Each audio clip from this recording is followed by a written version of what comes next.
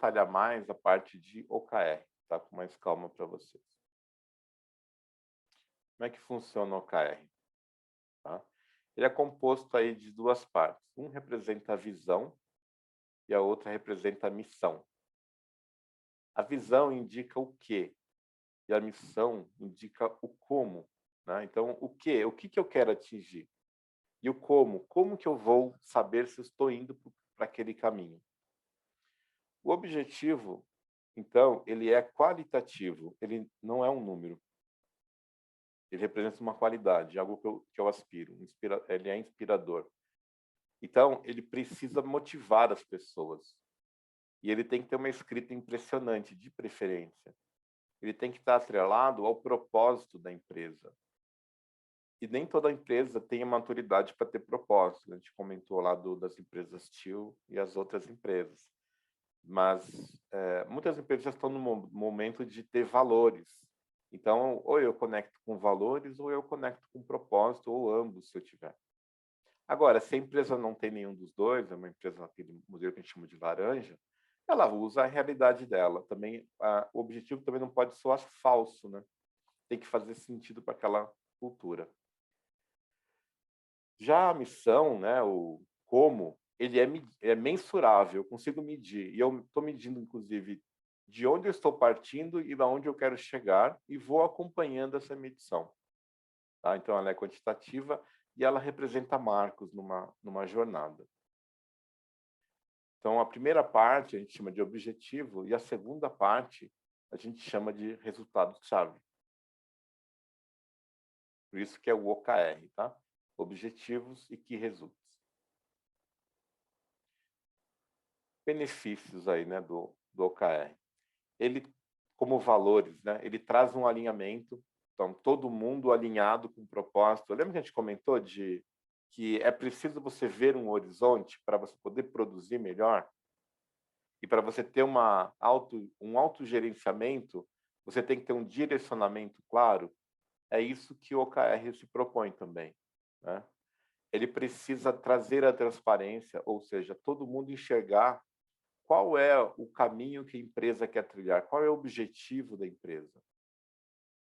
E, através disso, trazer o comprometimento entre as pessoas.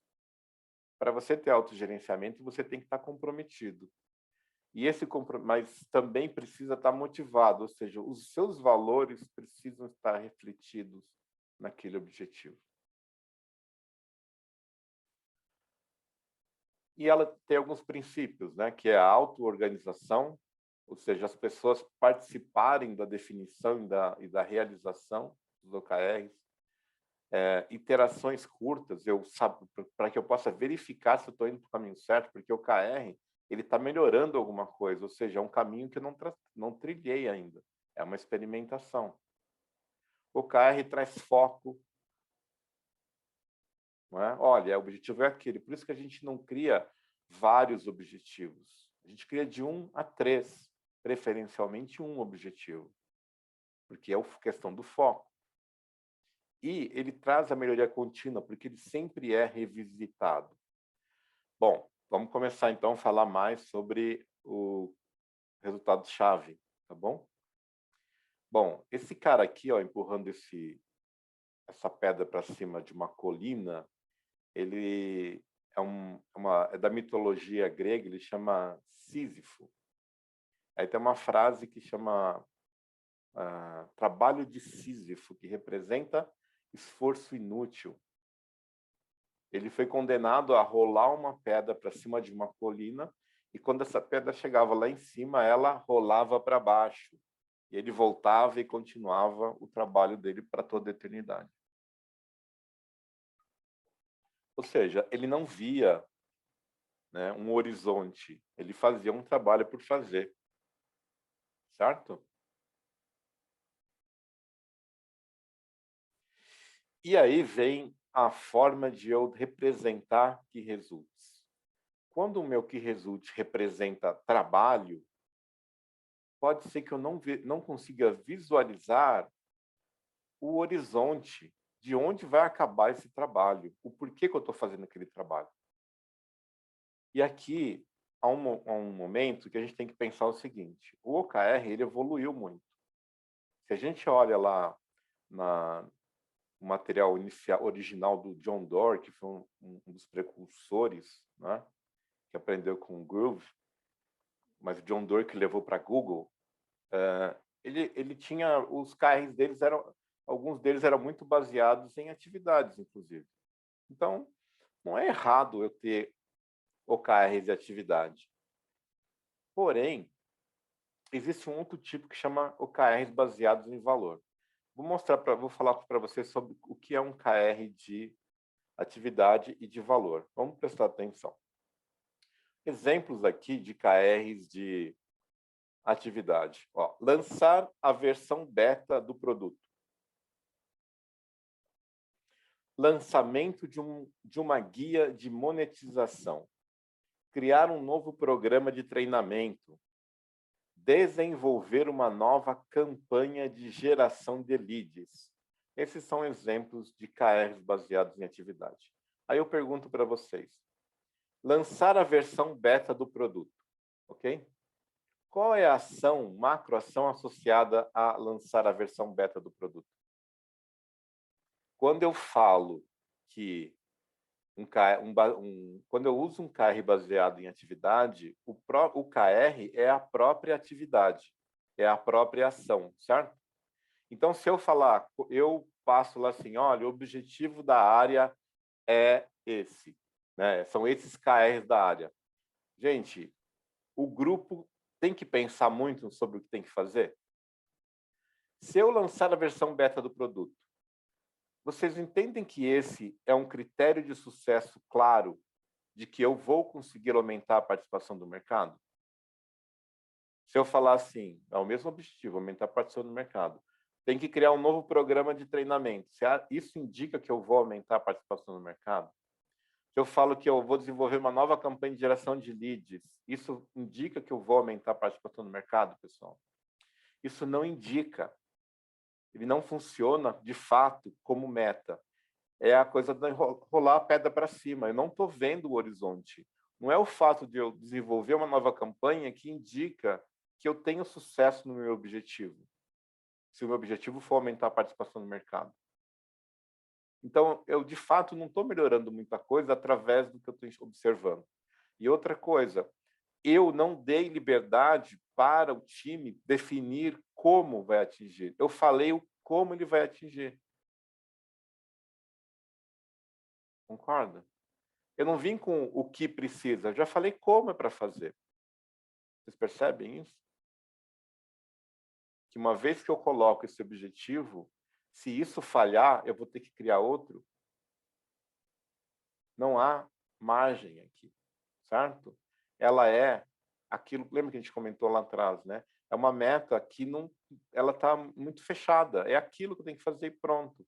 E isso não indica sucesso. Olha a outra aqui. Vou falar em baseado em valor. Pensem no mesmo objetivo, tá? Por exemplo, aumentar a participação no mercado. Aumentar o NPS, e olha a diferença aqui, ó, que está em negrito, de X para Y. Aumentar a taxa de recompra de X para Y. Manter a aquisição do cliente abaixo de Y. Reduzir o churn de receita de X para Y. Gente, se o meu objetivo é gerar, por exemplo, aumentar a participação do cliente, dando uma experiência fantástica para ele. Se eu aumentar o NPS de X para Y, você acha que isso está indicando que eu estou caminhando para o sucesso?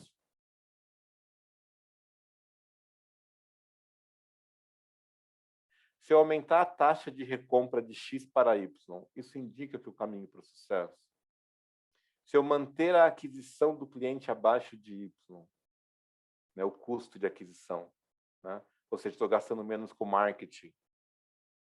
Se eu reduzir a perda de clientes, né, a perda de receitas de X para Y, isso está indicando que eu estou indo para o caminho de sucesso?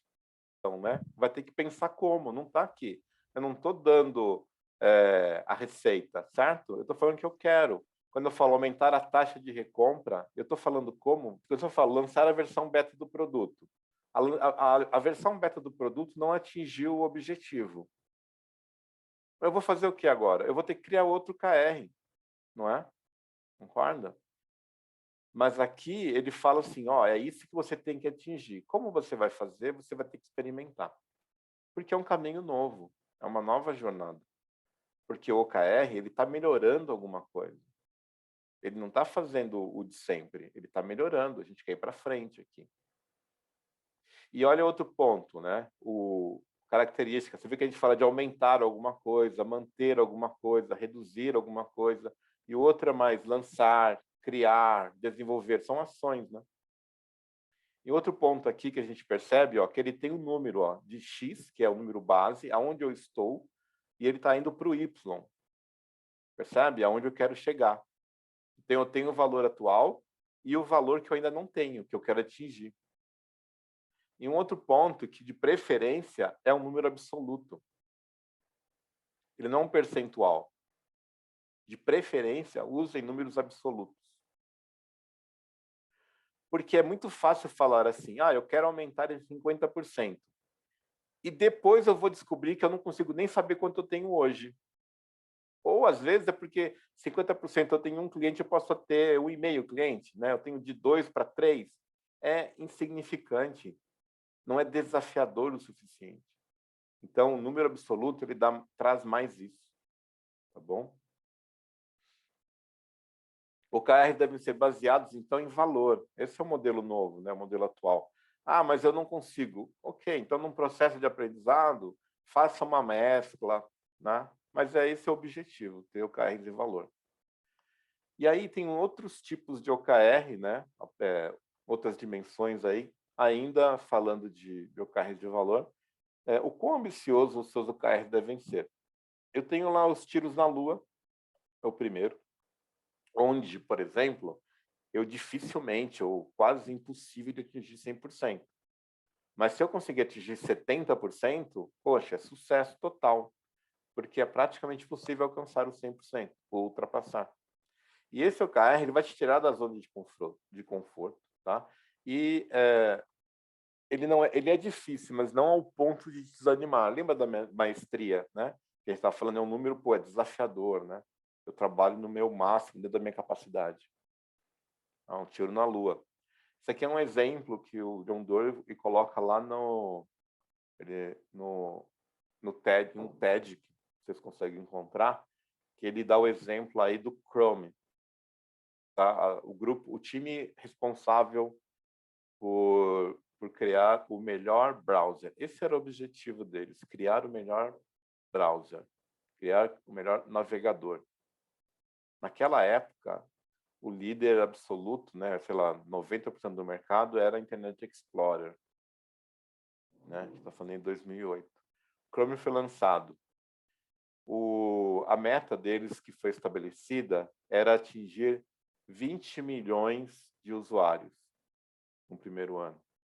Eles falharam na meta. Eles atingiram 10 milhões. Algumas empresas, esse grupo poderia ter sido desfeito, não é? Porque ele atingiu 50% da meta. Eles poderiam não ganhar o bônus no final do ano. E daí, se não fossem demitidos, eles poderiam aprender, né? Falar assim, a gente tem que ser mais comedido nas métricas. Mas a meta deles de 2009 não era mais 20, a meta foi 50 milhões. E eles falharam novamente, eles atingiram 40 milhões. Eles atingiram, então, 80% da meta. Agora vão mandar embora. Ou então eles aprenderam, eles não vão ficar tão radicais mais nessas métricas, eles vão ficar mais comedidos. Mas eles optaram por uma meta no 2010 de 100 milhões. E eles atingiram 120 milhões. Isso é exemplo de tiro na lua, mas que o grupo ainda ultrapassa. Outro exemplo é o tiro no telhado. Não é tiro no pé, é tiro no telhado. O tiro no pé é quando a gente amarra a bônus, né? Tiro no telhado, aí é uma meta desafiadora, né? É difícil, mas é realizável. Nesse caso, é esperado que se atinja 100%. O que é indicado, né? Até pelo Felipe Castro, que é um dos papas do OKR mundial, você fazer uma mescla. Talvez no começo, por conta da cultura, não utilize tiro na lua. No segundo momento, mescle. 2 tiros no telhado, 1 tiro na lua, também porque ele pode gerar uma desmotivação você só ter tiro na lua aí, né? Tá bom? Uma frase, então, aqui do Felipe Castro, criar alinhamento. O OKR é uma ferramenta de alinhamento que só pode acontecer quando os times têm conversas estruturadas entre si para definir prioridades e resolver interdependências. E aí tem algumas características aí, né, mecanismos do OKR. O OKR ele vai trazer a transparência, né? Então, de preferência, todo mundo conhece o OKR de todo mundo e os estratégicos, né? Porque a gente tem OKRs estratégicos e táticos. É interessante pensar em OKRs compartilhados, né? Então, se eu tenho 2 grupos e tem objetivos muito amarrados, eles podem compartilhar OKRs também. Porque imagina que também um quer usa uma meta que é um tiro no telhado e o outro que é tiro na lua, mas estão amarrados. Então, um pode atrapalhar o outro. Então, é interessante aí conversar. E é por isso que precisa ter um alinhamento 360, né? Eu tenho que olhar de cima para baixo, de baixo para cima, mas também dos lados. Os OKRs estão sendo definidos na corporação. E para falar rapidamente aí, de onde vem isso, né? Vem aí de um modelo que a gente chama de cadência do OKR.